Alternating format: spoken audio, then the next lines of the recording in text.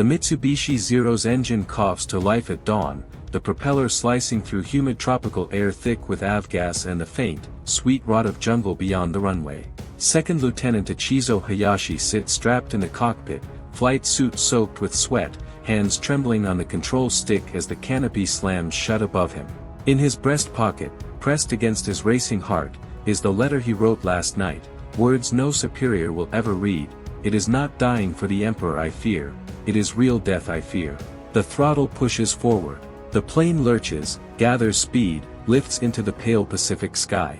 What happens when a young man who loves poetry and dreams of teaching literature is ordered to become a guided missile, and discovers, too late, that his soul refuses to obey? The Zero climbs steadily, the engine's steady drone the only sound in Hayashi's ears as the airfield shrinks below, tin roofs glinting in the early sun, palm fronds swaying lazily, the long scar of the coral runway already fading into green jungle. He levels off at 3,000 feet, joins the formation of 6 other planes gleaming silver against the vast blue Pacific.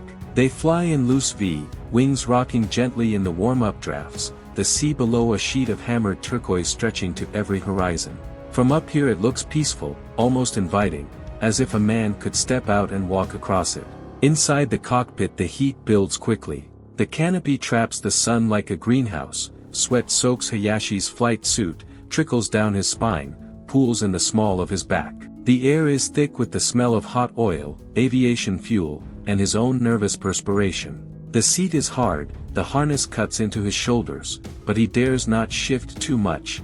The plane is trimmed for this weight, this balance, this one-way journey. 250 kilograms of high explosive are bolted beneath the fuselage. Enough to tear an American carrier in half. Enough to erase him completely. He glances left. Ensign Yamada flies wingman today, 19 years old, round face still carrying baby fat, eyes hidden behind goggles. Yamada gives a thumbs up, forces a grin. Hayashi returns it automatically, but the gesture feels hollow, like a mask borrowed from someone braver. The radio crackles once, flight leader's voice calm, ceremonial, for the Emperor, for eternal Japan. The others acknowledge in turn, voices steady, almost cheerful. Hayashi's throat closes. He cannot speak, he simply rocks his wings. They have been at this base on Luzon for 3 weeks now, waiting for the call. The barracks are stifling bamboo huts crawling with mosquitoes that whine all night. Meals are rice and dried fish, sometimes a precious egg. The men talk little of home anymore, it hurts too much. Instead they trade rumors whispered in the dark. The Americans have new radar that sees through clouds. Their fighters are faster now, Hellcats that climb like eagles. Some pilots have turned back, feigned engine trouble, landed safely. No one knows their names, they simply vanished. Hayashi has heard darker stories too. One boy from Kyoto wrote a letter confessing doubt, left it on his bunk. Next morning the letter was gone, and so was he. The others pretend not to notice the empty cot. He pulls the folded paper from his breast pocket, the letter no one will read. The ink has smudged slightly from sweat, but the words are still clear. He wrote them by lantern light, heart pounding, knowing discovery would mean disgrace or worse. Mother, father, little sister Akiko. I wanted to be brave. I wanted to believe the poems we learned at university, that death for the nation is beautiful, like cherry blossoms scattering. But when the order came, I felt only terror. Not of pain. Of nothingness. Of ceasing to exist. Please forgive your unworthy son. He folds it again, tucks it away. The paper feels heavier than the bomb below. Ahead, the sky remains empty. No enemy yet. The formation drones on, engines sinking into a single rhythmic throb that vibrates through the stick into his bones. The sun climbs higher, turning the cockpit into an oven. Salt crusts his lips. His hands, gloved in white silk for purity, tremble against the throttle. Yamada's voice comes over the radio, soft, almost private. Hayashi-san, do you think it hurts? The question hangs. No one else responds. Hayashi stares at the horizon, throat working. I don't know, he answers finally, voice barely audible above the engine. I hope, quickly. Silence returns, heavier now. Far below, a school of flying fish skitters across the water like silver arrows. Hayashi watches them, envies their freedom. He thinks of the university library in Tokyo, the smell of old books, the quiet laughter of friends debating poetry over weak tea. He thinks of the girl in the literature department who smiled at him once, shyly, behind her fan. All of it receding now, faster than the land behind him. The flight leader's voice cuts in again, enemy fleet sighted. Bearing 090, prepare to dive. Hayashi's stomach drops, not from altitude but from the sudden, irreversible plunge into what comes next. The calm is ending. The storm is almost here. The formation tightens. Engines roar in unison as throttles push wide open, the Zeros diving toward the distant gray specks on the horizon, American ships, a task force steaming north, decks swarming with aircraft like angry bees. Hayashi's stomach presses against his spine as the nose drops. Wind screams over the canopy, a high-pitched wail that drowns thought. The altimeter unwinds frantically, 8,000 feet, 7, 6. The sea rushes up, no longer peaceful but a hard blue wall waiting to swallow him. Then the enemy awakens. Black puffs blossom ahead, anti-aircraft fire, 5-inch shells bursting in ragged patterns. The sky fills with dirty smoke and orange flashes. Shrapnel winds past, pings ringing off the fuselage like hurled gravel. American fighters streak in from above, Hellcats, bigger, faster, radial engines growling deep and predatory. Their machine guns stutter in long, ripping bursts, tracers arcing golden through the air. 1-0 to Hayashi's right disintegrates mid-dive, wing sheared clean, fuel tank erupting in a red-orange fireball that trails black smoke. The pilot never has time to scream. Yamada's voice cracks over the radio, bandits. 6 o'clock high. Hayashi banks hard left, stick shaking in his sweat-slick grip. G-forces crush him into the seat. The smell floods the cockpit, hot glycol from straining engine, acrid cordite seeping through seams as his own fixed guns remain silent for now, saving ammunition for the final run. Another Zero spins away trailing flame, canopy gone, pilot tumbling like a broken doll. The propaganda reels flash through Hayashi's mind, American pilots cowardly, fleeing at the sight of divine wind. Japanese spirit triumphing over machines. Lies. These Hellcats do not flee. They press the attack with savage coordination, engines whining as they loop and roll, guns hammering in disciplined bursts. One latches onto the flight leader's tail, tracers stitch across the rudder, ignite the fuel. The lead Zero explodes in a deafening roar, debris whipping past Hayashi's wing like shrapnel rain. The formation scatters. No more neat V. Just individual planes twisting desperately through the flak-filled sky.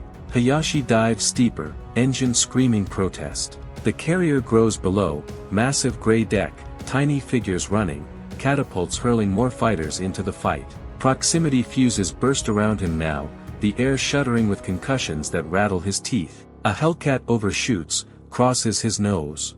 Instinct takes over. Hayashi fires, his 20mm cannons thump thump thump, a deeper beat beneath the engine's roar. Tracers converge. The American plane shreds, wing folds, engine belches fire. It spins seaward trailing smoke and burning fuel. For one heartbeat, triumph surges, hot, fierce. Then doubt crashes in harder. The Hellcat pilot ejects. A parachute blooms white against blue. The man lives. He will fight again tomorrow. Hayashi will not. He realizes it with crystal clarity. The enemy is not weak. Their ships are many, their planes superior, their pilots skilled and unafraid. Japan is not winning. The divine wind is not divine. It is desperate. Yamada screams over the radio, "Hi, broken, they're everywhere." Hayashi glances right. Yamada's Zero trails smoke, Hellcats swarming it like sharks. Cannon shells tear the fuselage, the canopy shatters. Yamada's plane rolls inverted, dives straight into the sea in a white plume. No parachute. The cockpit reeks now, sweat soaked through every layer, sharp fear sweat that tastes metallic on Hayashi's tongue. His hands shake on the stick. The bomb beneath feels heavier, dragging him down. Flak intensifies. Bursts rock the plane, one close enough to pepper the wing with holes. Alarms shriek, hydraulic pressure dropping. The Zero feels sluggish, wounded. Below, the carrier turns hard, wake boiling white. Destroyers lay smoke screens, but Hayashi sees his path, straight down the deck axis, guns winking defiance. He pushes the nose over into the final dive. Wind howls louder than thought. Engine redlines. The world narrows to the gray rectangle rushing up, guns flashing, tracers reaching for him like fingers. In that plunging moment, the last certainty dies. This is not glory, this is slaughter. And he is the offering. The Zero plunges straight down, engine screaming like a living thing in agony, the needle buried in the red. Wind howls over the wings, a banshee wail that drowns every other sound. The carrier fills the windscreen now, huge, gray, implacable, its deck a chaos of tiny running figures, gun barrels flashing white-hot. Tracers rise in walls, red, green, yellow streams converging on Hayashi from every direction. They whip past the canopy so close he feels their heat, hears the snap crack as they punch through aluminum skin. The plane shudders violently, one round explodes the instrument panel in a shower of glass and sparks. Needles spin wildly, oil pressure plummets. The engine coughs, stutters, catches again. Smoke pours into the cockpit, black, choking, tasting of burning rubber and fear. Hayashi's eyes stream tears he cannot wipe away. He grips the stick with both hands now, knuckles white inside the silk gloves, trying to hold the dive steady as the Zero bucks and bleeds. The deck rushes up impossibly fast. He sees details he never wanted, sailors in blue jerseys throwing themselves flat, a Hellcat catapulting off the bow, the white circles of 40mm Bofors muzzles tracking him, erupting in orange strobes. The noise is everything now, the engine's death roar, the tearing rip of tracers, the thunder of explosions rocking the airframe. A shell bursts just off the port wing, blast wave slaps the plane sideways, tears half the aileron away. Controls go mushy. The Zero rolls involuntarily, sky and sea swapping places in a sickening whirl. Hayashi fights it back, muscles burning, sweat blinding him. The bomb beneath drags like an anchor, pulling him down into the guns. He has seconds left. In that screaming plunge, his mind fractures open. Every lie he was taught collapses at once. The Emperor is not divine. The war is not noble. This is not beautiful, like cherry blossoms scattering.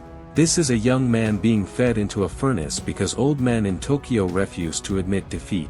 He sees his mother's face the day he left for flight school, proud, terrified, pressing a 1,000-stitch belt into his hands. He sees his sister Akiko waving from the platform, her ribbon fluttering like a flag of surrender. He sees the university courtyard in autumn, leaves turning red, the girl who smiled at him reciting Basho under the ginkgo tree.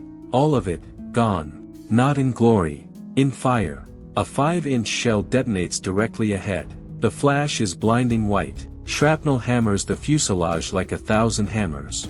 The canopy shatters inward, glass shards slicing his cheeks, his neck. Blood runs warm down his collar, mixing with sweat. The engine seizes, rods hammering, then silence except for the wind's howl.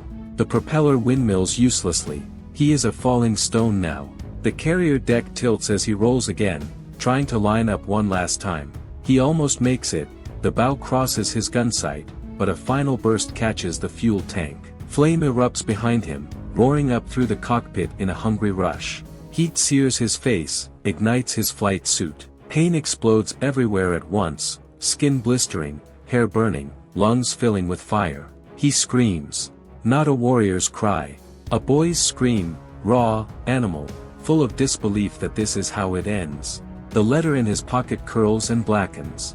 In the last heartbeat before impact, time slows to syrup. Hayashi understands everything with terrible clarity. He is not dying for Japan. Japan is killing him. He is not a god striking the enemy. He is a sacrifice to prolong a lost war by one more day. Real death, the nothingness he feared, is here. And it is vast. The Zero slams into the sea just short of the carrier's bow. A towering white geyser rises, laced with orange fire and black smoke. Debris rains across the deck, twisted metal, burning fragments, nothing recognizable as human. The ship steams on, barely scarred. High above, the remaining Hellcats circle once, then turn for home. The sky clears. The war continues. And somewhere in the Pacific depths, what is left of Ichizo Hayashi drifts down into darkness, 21 years old, a poet who never wanted to be a weapon, carrying with him the final, unspoken truth. It was never about the Emperor. It was only about fear. The explosion's roar collapses into sudden, absolute silence. No engine scream. No gunfire. No wind. Just the soft hiss of steam rising from the water where the Zero struck, a white plume hanging in the humid air before the trade wind tears it apart. The carrier steams through the debris field, fragments of wing, a shredded tire, burning patches of fuel that dance blue on the waves, then leaves it behind without slowing. On the flight deck, sailors rise slowly, ears ringing, staring at the empty sky where 6 Japanese planes had been moments ago. Only smoke trails and falling wreckage remain. No victories to cheer. Just another attack repelled, another day bought. Of Hayashi's formation, nothing returns. Yamada's plane lies in 1,000 fathoms, cockpit crushed, body still strapped in place. The flight leader's Zero burned up entirely, scattered ashes across the sea. The others, scattered, burning, plunging, leave no trace but oil slicks that spread and fade. Hayashi himself vanishes completely. The bomb detonates on impact with the water, erasing plane and pilot in a single concussion. No body surfaces. No parachute ever opens. The ocean accepts him without ceremony, the way it has accepted thousands before and will accept thousands more. Back on Luzon, the ground crew waits through the morning, then the afternoon. Radios stay silent. One by one, the mechanics drift away from the runway, faces blank. By evening, the names are struck from the roster. Personal effects, letters, photographs, a few books of poetry, are packed into small boxes and sent home with terse official notes. Died gloriously in battle. The Emperor mourns your loss.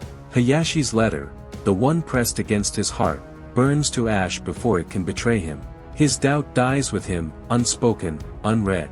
His mother will receive the box months later. She will open it alone, unfold the university scarf he wore on leave, press it to her face, and smell nothing but mothballs and absence. His sister Akiko will keep his old poetry notebook on her shelf, never quite able to open it again. The base on Luzon falls to American forces weeks later. The bamboo barracks burn. The runway is cratered, then repaired, then used to launch Hellcats against the next wave of defenders. The war grinds on. And in the end, the silence after each attack is always the same, a vast, indifferent hush over the Pacific, where the sea closes over young men as easily as it closes over raindrops. Because war does not care about the words a pilot writes in the dark. It does not honor the poems he loved, or the quiet terrors he confessed to no one. It only takes, and leaves behind an ocean that looks, from the air, exactly as calm and beautiful as it did the morning he climbed into the cockpit, forever unchanged, forever ready to receive the next offering.